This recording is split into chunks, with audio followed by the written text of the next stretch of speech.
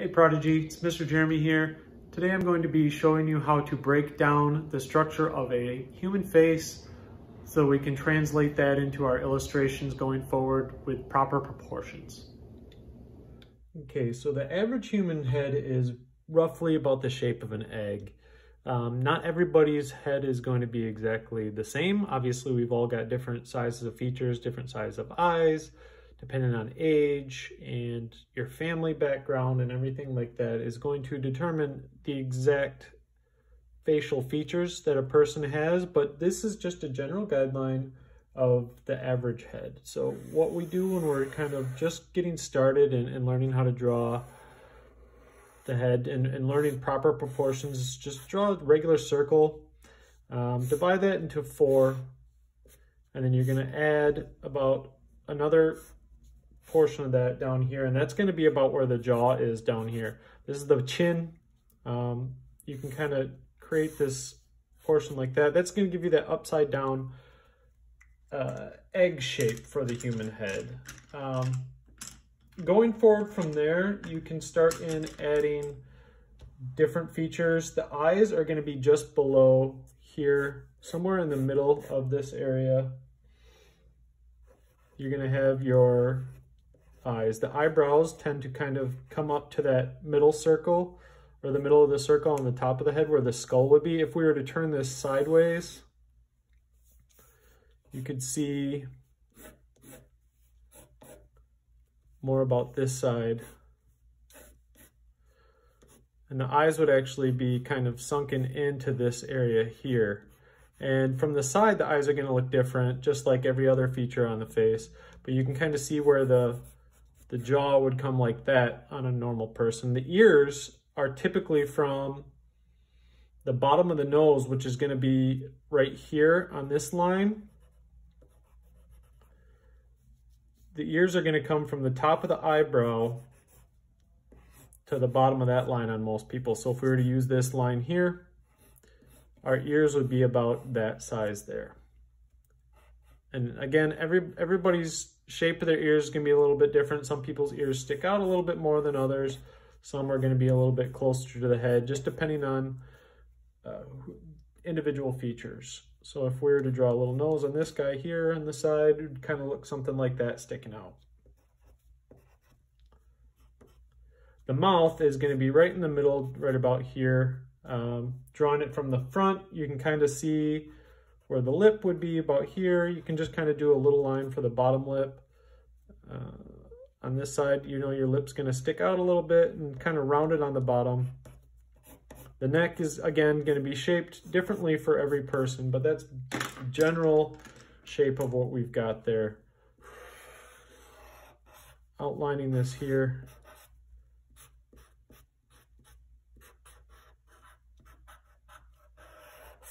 You can see the general shapes coming together there. Put in some eyebrow, and we'll just give this guy a little bit of hair here to show where that hairline would be on either side.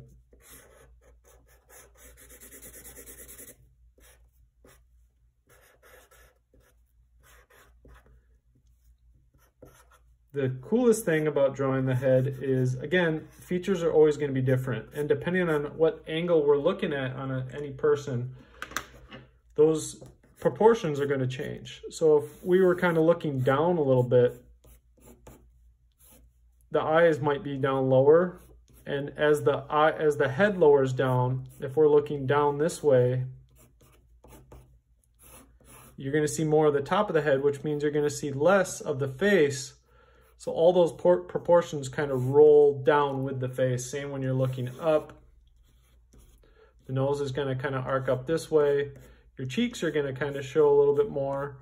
And your chin's going to kind of point up to where you're going to see a little bit more of the neck.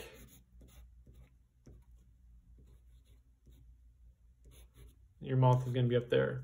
This is, again, just really general as far as proportions of the shape and proportions of the face. But it is important to take into mind where these things are going to be positioned on the face so you don't get things out of distortion. Once you learn the general proportions, You can start to exaggerate them in cartooning or get more specific about them if you're doing more portrait art or physical, realistic drawing. Another thing to keep in mind is a person's age. As we age, our shape of our face is going to change. Starting from a young age where we're younger, our chin's going to be much smaller. So these proportions are going to change a little bit even more, where the eyes are much bigger on a child. The nose is going to be closer to those eyes in more of a cartoon sense. Neck's going to be smaller. Everything is going to change in proportion size based on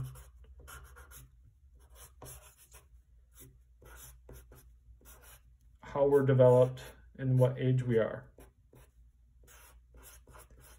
So again, a kid's face is going to be a little bit more compact, which means everything's going to be closer together, much larger, in a lot less space where that face is going to be. Again, just like if we're drawing our three-dimensional shapes, where we might have a cube, these portions of the cube are hidden behind this open space here. So you're not going to see everything that's underneath the face. So it's important to understand what is underneath there as well. And one thing that is underneath our face is our skull. If we look at the way that's proportioned, our eye sockets are kind of here.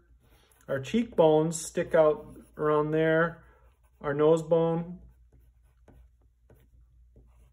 Everything kind of comes together like this. And if you understand the structure of how our head is shaped underneath, and then you start adding the muscles and everything else on top of that, we can understand a little bit more about why we have certain proportions the way they are on our bodies, especially with the head. We can see, just going over top of that, this is where your brow is going to be. Your nose would be kind of positioned in here. Our eyeballs fill in these eye sockets. The skin is going to cover up this here, and our lips are going to be covering up our bones there. It kind of looks a little bit freaky going to it like that. Add in some hair to cover up the top of that skull.